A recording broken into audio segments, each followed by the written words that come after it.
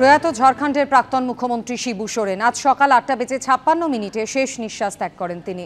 দিল্লির গঙ্গারাম হাসপাতালে প্রয়াত ঝাড়খণ্ডের প্রাক্তন মুখ্যমন্ত্রী মৃত্যুকালে বয়স হয়েছিল 81 বছর। দীর্ঘদিন ধরেই তিনি অসুস্থ হয়ে হাসপাতালে ভর্তি ছিলেন। আমি শূন্য হয়ে গেলাম, প্রতিক্রিয়া শিবু সোরেনের পুত্র তথা ঝাড়খণ্ডের মুখ্যমন্ত্রী হেমন্ত সোরেনের। আর এরই মধ্যে ঘটে গেল সেই মর্মান্তিক দুর্ঘটনা। বৃষ্টির জমা জল প্রাণ কেড়ে নিল 5 মাসের শিশু কন্যার। ক্ষোভে ফুঁসছে বিরাটির দেবীনগর। প্রতিবাদে গতকাল বিক্ষোভ দেখালো ডিওয়াইএফআই এবং গণতান্ত্রিক মহিলা সমিতি। এলাকায় জমা জল দুর্ভোগের পরিস্থিতির জন্য পূর্বতন সিপিএম কাউন্সিলরকেই দায়ী করেছেন বর্তমান তৃণমূল কাউন্সিলর। সিপিএম নেতা পাল্টা বলছেন, এত বছরেও কেন কোনো ব্যবস্থা নিতে পারল না তৃণমূল। এদিকে বিরাটিতে বিক্ষোভ দেখায় বিজেপিও। গত বছর একটা প্রাণ গেছে নিন্দাতে, এই জলমগ্ন এলাকায় এমবি রোডের উপরে। প্রত্যেক বছর এরকম কেন মার্কল খালি হবে, কেন মার্কল খালি হবে? সামনেই মুখে ভাত দেওয়ার কথা ছিল একরত্তি, কিন্তু পৃথিবীটাকে ভালো করে দেখার আগেই সব শেষ। উত্তর 24 পরগনার বিরাটিতে ঘরের ভিতরেই বৃষ্টির জমা জলে পড়ে মৃত্যু হয়েছে 5 মাসের শিশু কন্যার। শোকে পাথর হয়ে গেছে পরিবার। আমার মেয়ে কোনোদিনও সকালবেলা ওঠে না, 5:30টার সময় দাদাকে স্কুল, দাদা পরীক্ষা দিতে যাবে, উঠে বুড়োর সাথে খেললো। ওর বোন কোনোদিনও ওঠে না সকালবেলায়।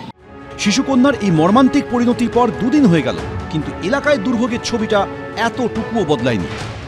আমরা এই মুহূর্তে রয়েছে উত্তর দমদম পুরসভার 13 নম্বর ওয়ার্ডের দেবীনগর এলাকা, যেখানে গতকাল সকালবেলা মর্মান্তিক মৃত্যু হয়েছে একরত্তি 5 মাসের শিশু কন্যার। আর এই মৃত্যুর পরেও এলাকায় জল নামেনি। এদিকে শিশু মৃত্যুর ঘটনায় ক্ষোভে ফুঁসছে উত্তর দমদম পুরসভার অন্তর্গত বিরাটির দেবীনগর।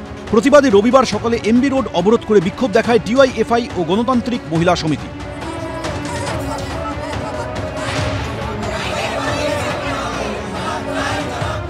একটা 6 মাসের বাচ্চা মারা গেছে কালকে, আর এই বেহাল রাস্তা, এখানে প্রতিদিন অ্যাক্সিডেন্ট হচ্ছে,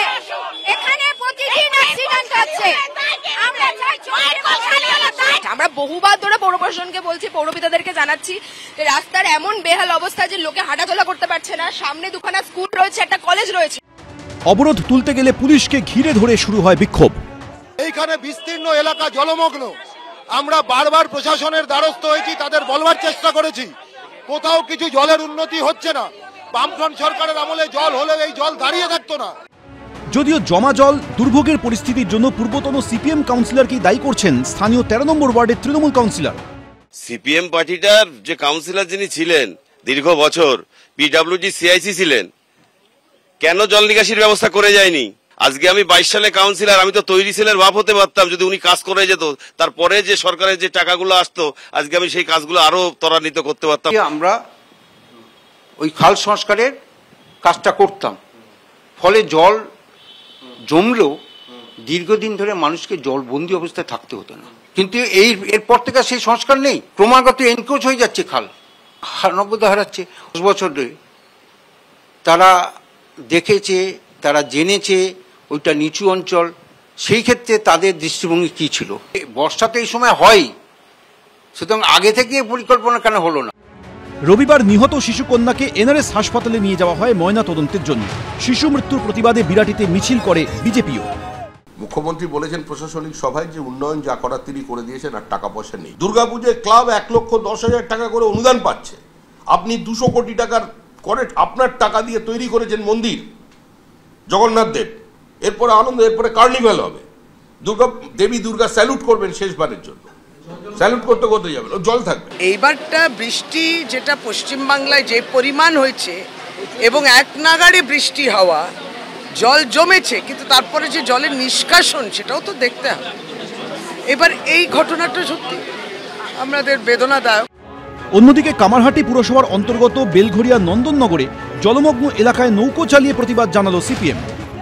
বিস্তীর্ণ এলাকা দিনের পর দিন জলের তলায়, বেআইনি সমস্ত কাজের দায় নন্দননগরের মানুষকে নিতে হচ্ছে।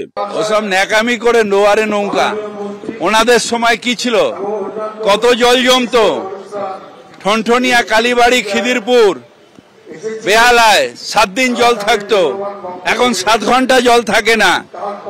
নৌকায় ওদের চড়ে এবার একেবারে চলে গেছে বে অফ বেঙ্গল, এবার ভারতের বাইরে যেতে হবে। দিকে দিকে জল দুর্ভোগের ছবি, প্রাণ নিয়ে যার মাসুল গুনতে হলো একরত্তিকে। এরপরও কি হুঁশ ফিরবে না প্রশাসনের?